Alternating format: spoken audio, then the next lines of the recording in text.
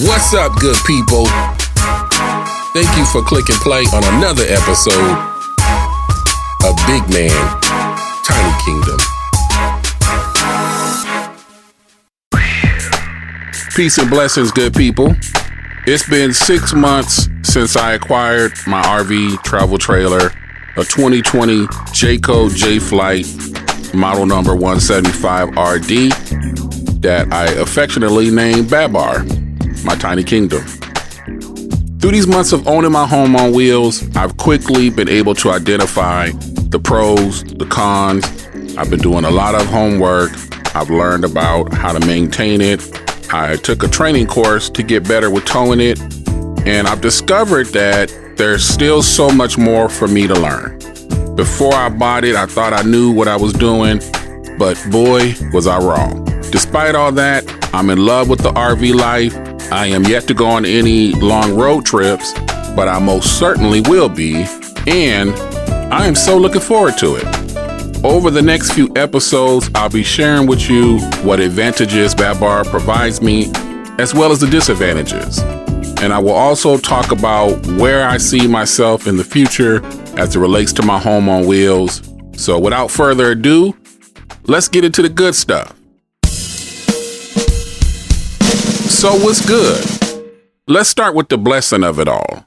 This is a dream come true for me. I've been working on being in this position for a handful of years. The timing wasn't right until now, knowing which type of RV was best for me, figuring out the money, learning everything that I could about owning an RV. I prayed on it. I did my extensive research. I was blessed with earning more income so that I could afford an RV.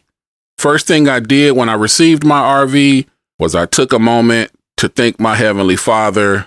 There's been a lot of things that I've wanted for my life, but this was by far the one thing I truly wanted more than anything else. I'm very grateful, and I view it as a good thing, a great thing, to feel rewarded for your hard work and positive efforts.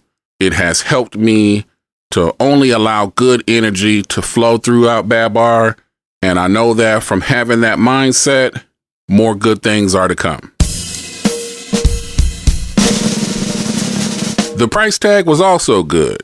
I purposely sought out an RV that would run me less than $10,000, $15,000 because I knew that with my budget and with my life goals, keeping the price down would mean a lower loan payment that I would be able to pay off faster. For the last year or two, I wasn't finding the price tag that I was after for the type of RVs I was interested in.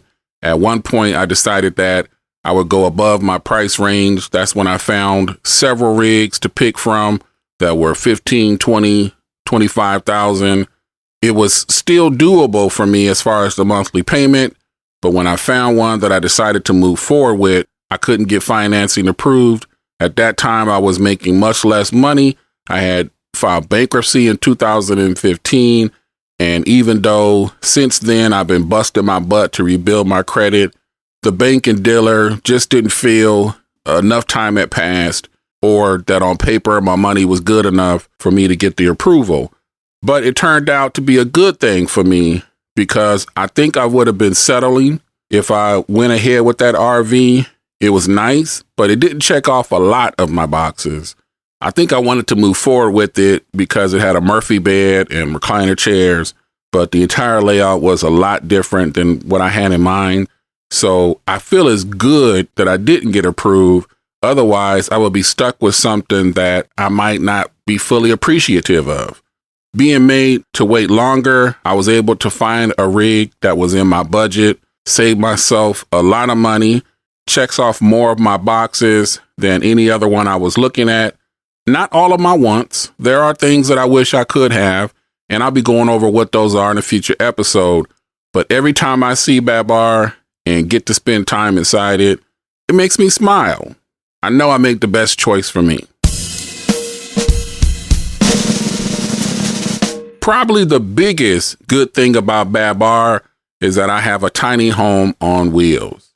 Ultimately, my address is wherever I park it, and this is important to me because I originally wanted to get myself a mobile park home the modular style, stationary, single wide home.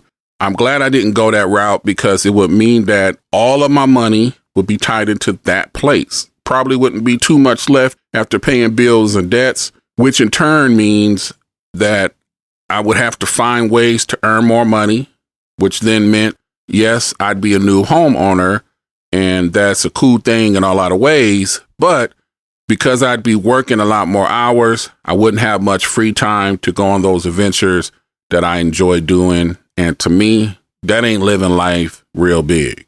Now I feel like I have the best of both worlds.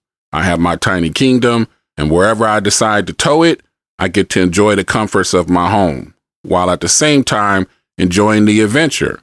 I knew that would be the best fit for me. I already prefer road trips over airplane flights.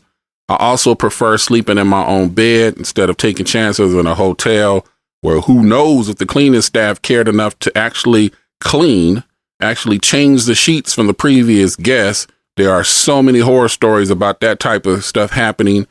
So choosing to go with the RV was absolutely a good choice for me to have made.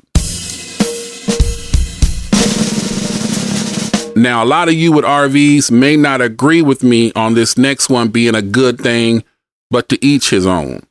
I made some modifications to Babar that I am already seeing were the right thing to do. I removed all of the propane appliances, the fridge, the stove, and the furnace, and I removed all the water components, the kitchen sink, the shower, the toilet, and the water heater, which the water heater is also a propane appliance. Why would I do a crazy thing like that, you might ask? Those items don't suit my needs. As far as the propane goes, this stems back to some earlier years. I'm not going to get all into that, but there's a legitimate fear with why I don't want anything to do with propane inside Babar. When it comes to the water stuff, I don't have to deal with leaky faucets. I don't have to deal with the preventative maintenance you regularly have to do, the odors from the gray and black tanks, and the water heater that occurs when you don't do the regular maintenance.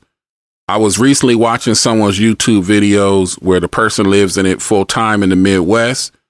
Their fuel and water lines froze up on them, couldn't cook, couldn't use the heater, didn't have any running water. It was like that for a couple days for that person. And that's just a bad situation to be in. I have alternatives for those appliances that make me feel comfortable using them. Most of them don't require power. I still have a water source. I still have a way to heat my unit. I still have a fridge for my cold foods. I still have a way to use the bathroom. Basically, what I did was turn my RV into a fancy tent. I'm able to get out of the weather elements. I have a way to stand up and move around. I now have a living room, a kitchen, a bedroom with a very comfortable queen-size bed to sleep on. All things that I didn't have camping out of the back of my pickup truck. Well, I had them, but it was a big ordeal to set up everything. And now what's cool is that when I want to go off and explore the park or drive to something in a nearby area, I don't have to pack up all of my outside belongings. The RV stays at the campsite, and I get to go have fun.